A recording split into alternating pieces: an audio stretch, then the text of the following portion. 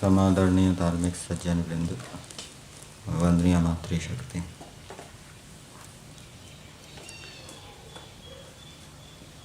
अथर्ववेद के एक मंत्र में बताया गया है कि जिस परमेश्वर का सामर्थ्य द्युलोक में विद्यमान सूर्य आदि देवों तक पहुंच रहा है, उस सामर्थ्य से परमेश्वर इस संसार रूपी यज्ञ को कर रहे हैं, यजन कर रहे हैं, संसार को चला रहे हैं। और परमेश्वर की उपमा सूर्य से भी दी जाती है। वेदाहमेतं पुरुषं महांतम आदित्य वर्णम।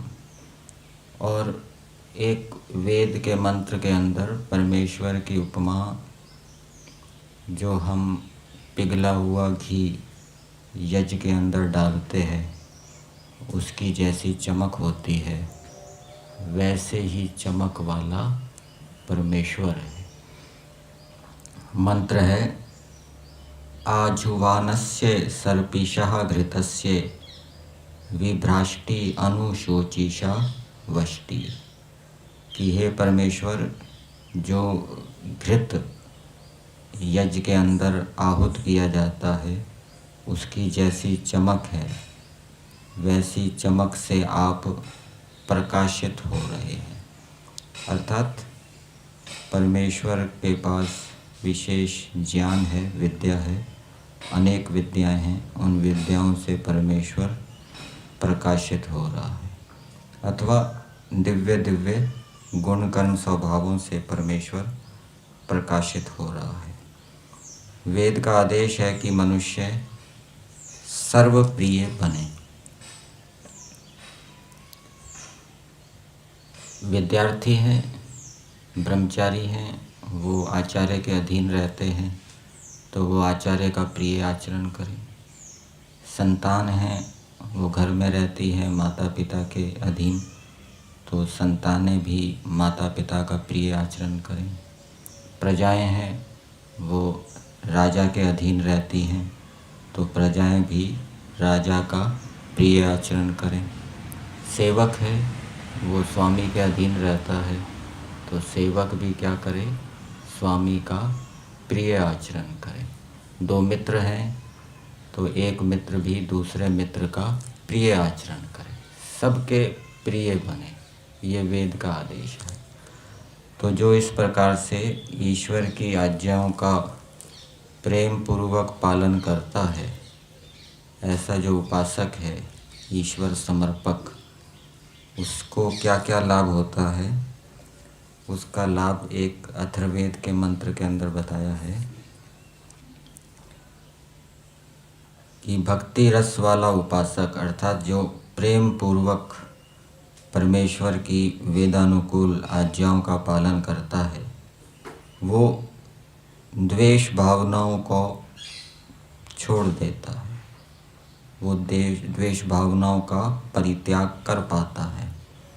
और देवानाम द्विषः, जो दिव्य भावनाओं की विरोधी आसुरी भावनाएं हैं, उन आसुरी भावनाओं का भी परित्याग कौन कर पाता है, जो प्रेम पूर्वक ईश्वर की आज्ञाओं का पालन करता है। और फिर आगे बताया भक्ति रस वाला उपासक ही सहस्रा शिक्षा सती, हजारों प्रकार की शिक्षाएं प्रदान करता है।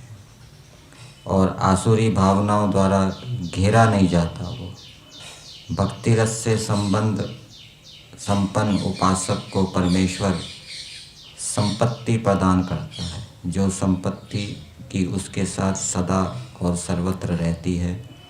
हाँ, ऐसी संपत्ति प्रदान करता है जो कि उसके साथ हमेशा रहती है। तो ये प्रेम पूर्वक वेदानुकूल ईश्वर की आज्ञाओं का पालन करने से ये लाभ होता है।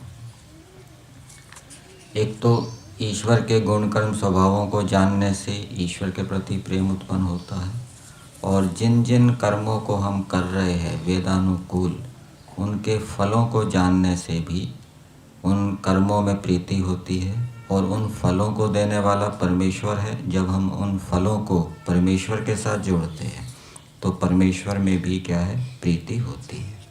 और जब हम वेद का स्वाध्याय करते हैं, वेद के मंत्रों के अंदर परमेश्वर की स्तुति भी की गई है और परमेश्वर की आज्ञा का पालन करने से उपासक को क्या क्या लाभ होता है ये भी बताया गया है। तो उससे ईश्वर की आज्ञा का पालन करने में भी प्रीति होती है और ईश्वर में भी प्रीति होती है। और ईश्वर की आज्ञाओं को जानने के लिए प्रमुख रूप से यजुर्वेद है। दूसरे वेदों के अंदर भी विधि निषेध का विधान किया गया है, लेकिन वो गौण रूप से है। यजुर्वेद का हमारा 33वां अध्याय चल रहा है।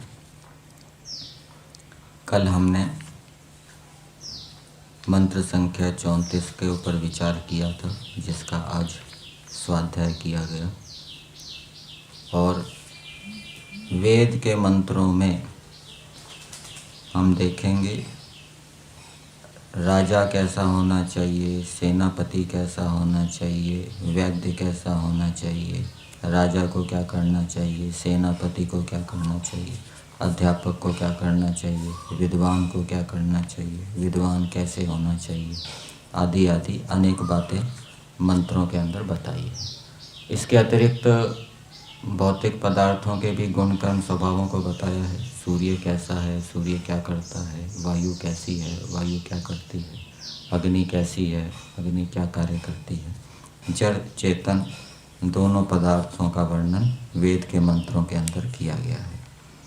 कल जिस मंत्र के ऊपर हमने विचार किया था उसमें बताया था कि उपदेशक कैसे होने चाहिए। तो सूर्य का दृष्टांत दिया है। उपदेशक कैसे हों, सूर्य के तुल्य प्रकाशित हों और सबके नायक हों, बताने वाले हों। उपदेशक का काम है बताना। वो प्रजाओं के बीच में जाकर उनको धर्म के विषय में, कर्तव्य के विषय में और भी अनेक विद्याओं के विषय में बताएं और इस कार्य में वो आनंदित हों, प्रसन्नतापूर्वक इस कार्य को करें। ये वेद का आदेश है। उत्साह से करें, प्रसन्नता से करें।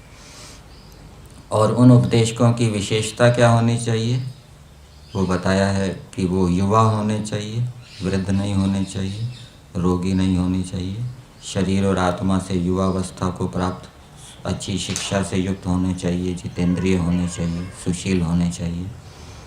तब तो ऐसे उपदेशकों का प्रभाव पड़ेगा। जैसे कोई डॉक्टर योग्य है तो योग्य डॉक्टर रोगियों की ठीक प्रकार से चिकित्सा कर सकता है, शीघ्रता से कर सकता है। और डॉक्टर यदि योग्य नहीं है तो उससे रोगियों की हानि भी हो सकती है, रोगी मर भी सकते हैं। तो उपदेशक यदि इन विशेषताओं से युक्त नहीं है जो वेद के अंदर बताई है तो उससे श्रोताओं की हानि भी हो सकती है, उल्टा प्रभाव भी पड़ सकता है। आज मंत्र संख्या 35 के ऊपर हम विचार करेंगे। मंत्र है यद अद्य कच्च वृत्रहन अनुद्गा अभि सूर्ये सर्वं तदिंद्र ते वशे। मंत्र का देवता सूर्य है और सूर्य शब्द मंत्र के अंदर भी आया है और इस मंत्र की भूमिका में दिया है मनुष्यों को क्या करना चाहिए। तो इसका उत्तर हमें भावार्थ के अंदर मिलेगा। भावार्थ में दिया है जो पुरुष सूर्य के तुल्य अविद्या रूप अंधकार और दुष्टता को निवृत्त कर सबको वशीभूत करते हैं। मनुष्यों को पहले विद्या प्राप्त करनी चाहिए, विद्या से प्रकाशित होना चाहिए और विद्याएं भी अनेक प्रकार की हैं, भौतिक विद्याएं भी हैं, आध्यात्मिक विद्याएं भी हैं। तो उन विद्याओं को प्राप्त करके फिर समाज के अंदर, प्रजा के अंदर, देश के अंदर, लोगों के अंदर जो भिन्न भिन्न विषयों में अविद्याएं हैं, उस अविद्या रूपी अंधकार को दूर करना चाहिए। ये मनुष्यों के लिए कहा गया है। सभी मनुष्य हैं, केवल उपदेशक नहीं। सभी मनुष्य, चाहे वो ब्रह्मचर्य आश्रम में हो, चाहे गृहस्थ आश्रम में हो, चाहे वानप्रस्थ आश्रम में हो, चाहे संन्यास आश्रम में हो। गृहस्थ आश्रम में भी जो अपने संबंधी हैं, मित्र हैं, साथी हैं, उनकी अविद्या को दूर करना चाहिए। स्वास्थ्य संबंधी अविद्या होती है, खान पान संबंधी अविद्या होती है, और भी अनेक विषयों में अविद्या होती है। ईश्वर के विषय में, आत्मा के विषय में अविद्या होती है। तो वो गृहस्थी भी करें, वानप्रस्थी भी करें, सब करें, सब पुरुषों के लिए कहा। तो जो बाकी जो उपदेशक होते हैं, सन्यासी होते हैं, वो तो विशेष रूप से करते हैं, उनके पास अवसर होता है, समय होता है। गृहस्थियों के पास इतना समय नहीं होता, फिर भी वो जहाँ जहाँ जाते हैं अपने संबंधियों के पास मिलने के लिए किसी कार्यक्रम में, तो वो प्रेम पूर्वक उनकी अविद्या को दूर कर सकते हैं। और दूसरी बात बताई, दुष्टता को निवृत्त कर, और दुष्टता को भी निवृत्त करना चाहिए। ठीक है, ब्रह्मचर्य आश्रम में है, ब्रह्मचर्य आश्रम में जो आचार्य है वो विद्यार्थियों की दुष्टता को दूर करे। विद्यार्थी भी परस्पर आपस में एक दूसरे की दुष्टता को दूर करे, प्रेम पूर्वक बताए, ठीक है ना, हित की भावना से बताए, तो खुद भी ठीक चले, और जो दुष्ट है, हिंसा कर रहा है, उसको समझाए कि भाई आप ये ठीक नहीं कर रहे। यदि वो सुनने के लिए तैयार है, बताने वाले को हितैषी समझता है, अपना मित्र समझता है, ठीक। इसी प्रकार से गृहस्थ आश्रम में भी है। गृहस्थ आश्रम में जो माता पिता हैं वो बालकों की दुष्टता को दूर करें, और जो सेवक हैं, कर्मचारी हैं, उनके अधीन काम करते हैं, उनकी दुष्टता को भी दूर करें। उनको बताएं कि भी आपको ये व्यसन है, इसको छोड़िए, ये ठीक नहीं है, ठीक है। इसी प्रकार से संबंधी होते हैं, मित्र होते हैं, उनके अंदर कोई दुष्टता है, उस दुष्टता को भी दूर करना चाहिए। वानप्रस्थी हैं, वो तो साधना करते हैं, लेकिन पढ़ने पढ़ाने का काम भी उनका रहता है। तो जो लोग उनके संपर्क में आए, जिनको पढ़ा रहे हैं वो, तो उनके अंदर कोई दुष्ट व्यसन है, दुष्टता है, वो भी उनको दूर करे, और सन्यासी का काम तो है ही है। तो इस प्रकार से सभी मनुष्यों को, संसार के अंदर मनुष्यों के अंदर जो अविद्या है, दुष्टता है, उसको निवृत्त करके सबको वशीभूत करते हैं, सबको अपने नियंत्रण में करते हैं। अर्थात जैसे वो स्वयं अच्छे हैं, ठीक चलते हैं, वैसे ही वो दूसरों को भी ठीक चलाने वाले बनते हैं। ये क्या है? नियंत्रण। तो वे अभ्युदय को प्राप्त होते हैं। तो ये फल बताया, इसका फल क्या होता है? ऐसे मनुष्य अभ्युदय को प्राप्त होते हैं। दो शब्द आते हैं, एक अभ्युदय और दूसरा निश्रेयस। वैशेषिक दर्शन के अंदर सूत्र आया है, यतो अभ्युदय निश्रेयस सिद्धि स धर्मः। और महर्षि दयानंद जी ने ऋग्वेद आदि भाष्य भूमिका में, जहाँ पहले ही अध्याय में स्तुति प्रार्थना वाला जो अध्याय है, वहाँ विश्वानी देव मंत्र की जो व्याख्या की है, यद भद्रम तन्ने अशुभ, तो भद्रम के दो अर्थ किए हैं, अभ्युदय और निश्रेयस। और अभ्युदय का अर्थ किया है इष्ट, मित्र, धन, स्त्री, पुत्र, उत्तम शरीर आदि, ये सब क्या है? अभ्युदय है। तो ये अभ्युदय कब प्राप्त होगा? जब व्यक्ति अच्छे अच्छे गुणों से युक्त होगा। तो इससे ये भी समझना चाहिए कि जब व्यक्ति अच्छे अच्छे गुणों को धारण करता है, और उन गुणों को धारण करके फिर वो दूसरों की दुष्टता को, अविद्या को दूर करता है, तो फिर वो अभ्युदय को प्राप्त होता है, उसकी भौतिक लौकिक उन्नति होती है, अर्थात वो संसार में सुखपूर्वक रहता है। अब मंत्र के शब्दों को पदार्थ के माध्यम से देखते हैं। मंत्र के अंदर वाचक लुप्तोपमा अलंकार बताया गया है। सूर्य का दृष्टांत दिया है। क्योंकि वेद के अंदर इतिहास नहीं है, इसलिए महापुरुषों का दृष्टांत नहीं दिया जाता। जो नित्य इतिहास है, नित्य पदार्थ हैं, सूर्य, विद्युत, अग्नि, वायु आदि, इनके दृष्टांत दिए जाते हैं। तो सूर्य के तुल्य मनुष्यों को होना चाहिए। जैसे सूर्य है वो अंधकार को दूर करता है, सूर्य है जो दुष्ट कीटाणु रोगाणुओं को मारता है, हटाता है, वातावरण की, वायु की, जल की शुद्धि करता है, वैसे ही मनुष्यों को होना चाहिए। पदार्थ में दिया है हे वृत्रहन। वृत्र कहते हैं मेघ को, बादल को वृत्र कहते हैं। व्री आवरण है क्योंकि वो सूर्य को आच्छादित कर देता है। तो मेघ हंता सूर्य के तुल्य शत्रु हंता। तो मनुष्यों को शत्रुओं को मारना चाहिए। शत्रु कौन है? जो वेद विरोधी हैं, दुष्ट हैं, ईश्वर के गुण कर्म स्वभाव के विरुद्ध जिनके गुण कर्म स्वभाव हैं। तो ऐसे शत्रुहंता पुरुष को संबोधित करते हुए कहा जा रहा है। सूर्य विद्या रूप ऐश्वर्य के उत्पादक, ये दूसरा विशेषण दे दिया कि जो विद्या रूप ऐश्वर्य को उत्पन्न करने वाला है। इंद्र अन्नदाता सज्जन पुरुष। इंद्र का अर्थ कर दिया है अन्नदाता। संस्कृत भाग में इसका अर्थ नहीं दिया है पदार्थ में, हिंदी भाग में दिया है। तो ऐसे पुरुष को संबोधित करते क्या कह रहे हैं? आपके जो आज दिन सब कुछ वश में है। तो उनको संबोधित करते कह रहे हैं कि आज आपके ये सभी प्रजाएं आपके वश में हैं, अर्थात जैसा आप चाहते हैं वैसा है, वैसा कर रही हैं, वैसे वैसे गुणों से युक्त हैं। क्यों है? क्योंकि